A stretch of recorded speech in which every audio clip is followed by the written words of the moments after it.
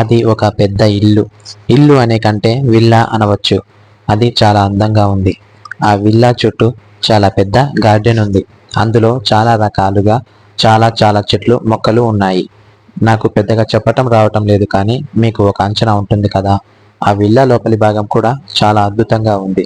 కానీ ఆ ఇంటి గుమ్మంలో, అంటే విల్లా లోపలే అన్నమాట, ఒక వ్యక్తి మరో వ్యక్తిని పిచ్చి కుక్కని కొడుతున్నట్టుగా కొడుతూ ఉన్నాడు.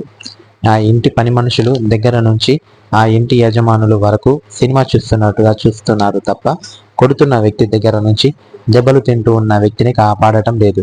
కనీసం వాళ్ళకి ఆ ఆలోచన కూడా లేదు.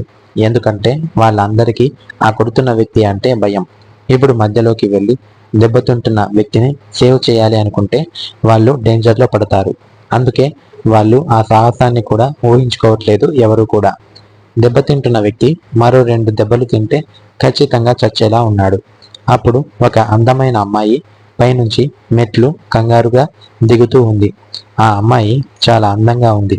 నెమలి పింఛం రంగు చీర కట్టుకొని 2 చేతులకి మట్టివి ముదురు నీలం రంగు గాజులు, మధ్యలో కొంచెం లావు ఉన్న బంగారు గాజు, అటు సైడు ఇటు సైడు రెండు బంగారు గాజులు వేసుకొని చెవులకు కొంచెం పెద్ద బుట్టలు వంటి చెవిదిద్దులు పెట్టుకొని చాలా పెద్దగా ఉన్న తన హెయిర్ను లూజ్గా అల్లుకొని నుదిటిపై మ్యాచింగ్ బొట్టు పెట్టుకొని దాని కింద కుంకుమ పెట్టుకొని పెద్ద పెద్దగా ఉన్న తన కళ్ళ నిండా కాటుక పెట్టుకొని మెడలో బంగారపు మంగళసూత్రాలు, వాటికి పసుపు కుంకుమ.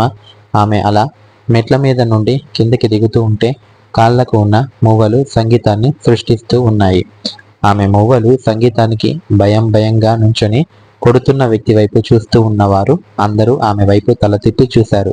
ఆమె రావటం చూసి అప్పటి వరకు అక్కడ ఉన్న అందరి మొహంలో ఉన్న భయం పూర్తిగా పోయి ప్రశాంతంగా ఊపిరి పీల్చుకున్నారు.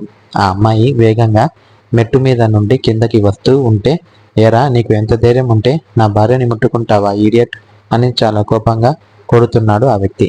దెబ్బతింటున్న వ్యక్తికి కనీసం మాట్లాడటానికి కూడా అవకాశం లేదు అక్కడ. లేదు అనే కంటే ఇవ్వలేదు అంటే బాగుంటుంది. ఆ అమ్మాయి వేగం కొడుతున్న అతని దగ్గరకు వచ్చి విసురుగా అతని తన వైపు తిప్పుకొని చంప మీద లాగిపెట్టి ఒక్కటి పీకుతుంది.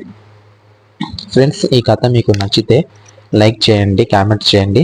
దీని నెక్స్ట్ వీడియోలో వస్తుంది. ఇలాంటి మంచి మంచి కథలు మన ఛానల్లో వస్తూ ఉంటాయి.